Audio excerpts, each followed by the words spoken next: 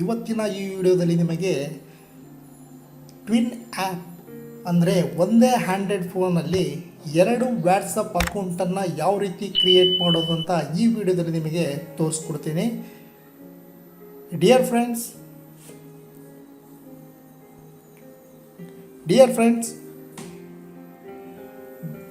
ಒಂದು ಹ್ಯಾಂಡ್ರೆಡ್ ಫೋನಲ್ಲಿ ಸಾಮಾನ್ಯವಾಗಿ ಎರಡು ಸಿಮ್ ಯೂಸ್ ಮಾಡ್ತಿರ್ತಾರೆ.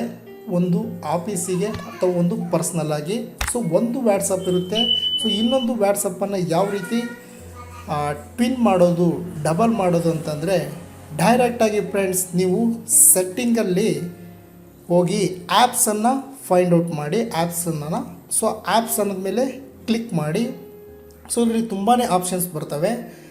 Permission of default apps, app assistance, app twin ಅಂತ ಇದೆ. ಇಲ್ಲಿ ಡಿಸೇಬಲ್ ಇದೆ. ಸೊ ಆ್ಯಪ್ ಟ್ವಿನ್ ಮೇಲೆ ಕ್ಲಿಕ್ ಮಾಡಿ. ಸೊ ಇಲ್ಲಿ ಡಿಸೇಬಲ್ ಆಗಿದೆ. ಫೇಸ್ಬುಕ್ ಇದೆ ಮತ್ತು ವ್ಯಾಟ್ಸಪ್ ಇದೆ. ಫೇಸ್ಬುಕ್ಕನ್ನು ನಾವು ಡಬಲ್ ಅಕೌಂಟಾಗಿ ಯೂಸ್ ಮಾಡ್ಬೋದು. ಸೊ ನಾನು ಇಲ್ಲಿ ವ್ಯಾಟ್ಸಪ್ ಮೇಲೆ ಕ್ಲಿಕ್ ಮಾಡ್ತಾ ಇದ್ದೀನಿ.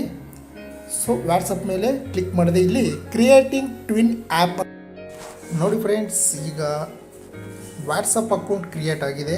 ಸೊ ಒಂದು ಮೊದಲನೇದಾಗಿ ವ್ಯಾಟ್ಸಪ್ ಅಂತ ಇತ್ತು. ಸೊ ಇಲ್ಲಿ 2 ಅಂತ ಇದೆ. ಸೊ ಎರಡನೇ ವ್ಯಾಟ್ಸಪ್ ಒಂದು ಐಕಾನ್ ಬಂದಿದೆ ನೋಡಿ. ಸೊ ಮೊದಲನೇ ಸಿಮ್ಮಲ್ಲಿ ನಾನು ಫಸ್ಟ್ನೇದು ಯೂಸ್ ಮಾಡ್ತಾ ಇದ್ದೀನಿ. ಸೊ 2 ಅಂತ ಇದೆ ಅಲ್ಲ, ಇದರಲ್ಲಿ ಎರಡನೇದರಲ್ಲಿ ರಿಜಿಸ್ಟರ್ ಆಗಿದ್ದೀನಿ. ಸೊ ಒಂದೇ ಹ್ಯಾಂಡ್ರೆಡ್ ಫೋನಲ್ಲಿ ಎರಡು ವ್ಯಾಟ್ಸಪ್ ಅಕೌಂಟನ್ನು ನಾವು ಯೂಸ್ ಮಾಡ್ಬೋದು.